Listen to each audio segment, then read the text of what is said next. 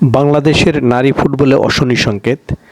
টানা ৩টি আন্তর্জাতিক প্রীতি ম্যাচে হেরেছে লাল সবুজ জার্সিধারীরা। প্রথমে তাদের দুটি হার ছিল থাইল্যান্ড সফরে গিয়ে, সেখানে হাই র্যাঙ্কিং থাইল্যান্ডের কাছে ২ ম্যাচে হার। এরপর ঢাকায় আয়োজন করা হয় ৩ জাতীয় ফুটবল, সেখানে প্রথম ম্যাচে মালয়েশিয়ার কাছে ০-১ গোলে ধরাশায়ী আফ্রিদা খন্দকার প্রান্তিরা।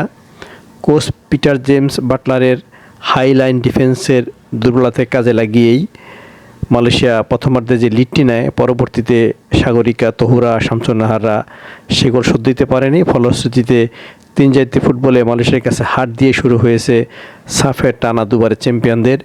যে বাংলাদেশ দল নারী এশিয়ান কাপের চূড়ান্ত পর্বে কোয়ালিফাই করেছে, যাদের কাছে বিশ্বকাপে খেলার স্বপ্ন, যাদের কাছে সবাই আশা করছে আগামী অলিম্পিক গেমসে খেলার যোগ্যতা অর্জন করবে, সেই দলটি কিনা তারা ৩টি ম্যাচে হেরেছে। যে মালয়েশিয়ার কাছে তারা ২৬ নভেম্বর জাতীয় স্টেডিয়ামে ০-১ গোলে হেরেছিল, সেই মালয়েশিয়াকেই ২০২২ সালে বাংলাদেশ কমলাপুরের মাঠে ৬-০তে উড়িয়ে দিয়েছিল। বাংলাদেশ যে ২০২২ সালে সাপ জিততে পারবে, মালয়েশিয়া বিপক্ষে প্রথম ম্যাচের ওই পারফরমেন্সে কিন্তু চোখে আঙ্গুল দিয়ে সবাইকে জানান দিয়ে দিচ্ছিল বাংলাদেশের নারী ফুটবল উঠে আসছে। সে ধারাক্রমে পরবর্তীতে সাপের দ্বিতীয় শিরোপা জয় এবং এফসি অনূর্ধ্ব-২০ এবং নারী এশিয়ান কাপের চূড়ান্ত পর্বে ওঠা যোগ্যতা অর্জন করা।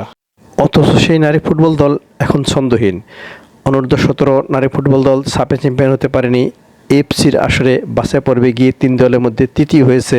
সেই ধারাক্রমেই এখন সিনিয়র জাতীয় ফুটবল দল তারা ৩টি ম্যাচে হেরেছে। সবার প্রত্যাশা ছিল ঢাকার মাঠে মালয়েশিয়াকে তারা উড়িয়ে দেবে, সেভাবে তারা শুরু করেছিল, কিন্তু গোলের চান্স মিস এবং হাইল্যান্ড ডিফেন্সের দুর্বলতার কারণেই হার।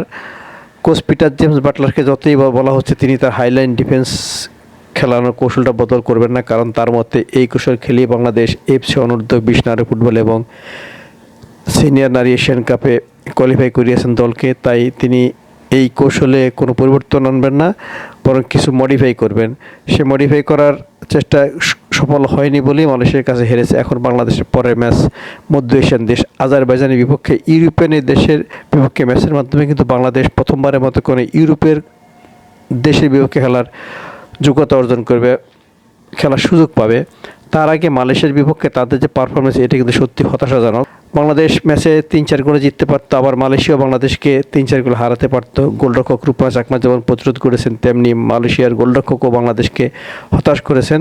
তিনি প্রতিবারই হতাশ করেছেন, আর রূপনা শুধু একবার ব্যর্থ হয়েছেন।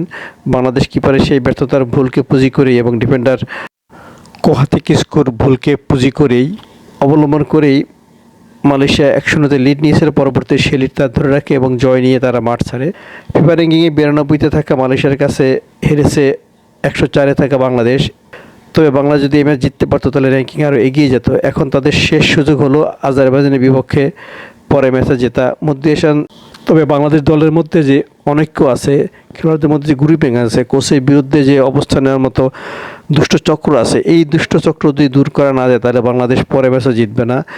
যে কারণে সাবিনা, মাসুরা, সঞ্জিদা, কৃষ্ণা, সুমাইয়াদের জাতীয় দল থেকে বের করে দেওয়া, সেই প্রেতাত্মারাই কিন্তু এখন বাংলাদেশ দলে ভর করছে। তারা আবার এখানে কলকাঠি নার্সের সমস্যা তৈরি করছে।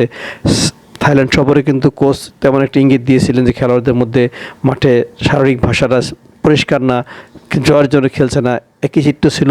এবার মালয়েশিয়ার বিপক্ষে ম্যাচেও তারা সেভাবে সিরিয়াস ছিল না, বরং তাদের মধ্যে গ্রুপিংয়ের ইঙ্গিত ছিল। যে কারণে কোচ পিটার বাটলার ম্যাচ শেষে এই কথাটি স্পষ্ট তুলে ধরেছেন। এখন অবশ্যই বাবুকে কঠোর হস্তে এই গ্রুপিংটা দমন করতে হবে। কোনোভাবে কোনো দুষ্টচক্র, কোনো দুষ্ট গরুকে গোয়ালে রাখা যাবে না, তাহলে কিন্তু সর্বনাশ হয়ে যাবে। যারা ডিসিপ্লিন, যারা কোচের কথা মেনে চলবে, কোচের নির্দেশনা অনুসরণ করবে, এমন খেলোয়াড়কে রাখা উচিত। আজারবাইজান এবং মালয়েশিয়ার বিপক্ষে প্রীতি ম্যাচ, কিন্তু আগামীতে আরও টাফ কম্পিটিশন আসবে। মার্চে এশিয়ান কাপ, যেখানে বাংলাদেশকে সেরা 8 এবং সেরা 6 থাকতে হবে বিশ্বকাপে কোয়ালিফাই করার জন্য। সেই সুযোগ যদি হাতছাড়া হয়ে যায় তাহলে আবার লম্বা সময় ধরে অপেক্ষা করতে হবে। তাই বাফুফেকে এখনই কঠোর হতে হবে এই দুষ্টচক্রকে দূর করার জন্য।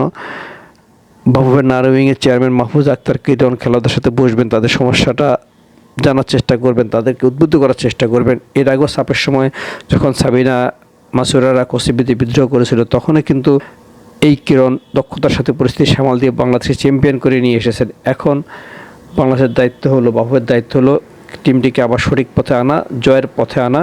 অন্যথায় যে সাফল্যটি তরতর করে আসছিল, একের পর এক বাংলাদেশ উপর দিয়ে করছিল নারী ফুটবল, তা আবার ধস নামবে।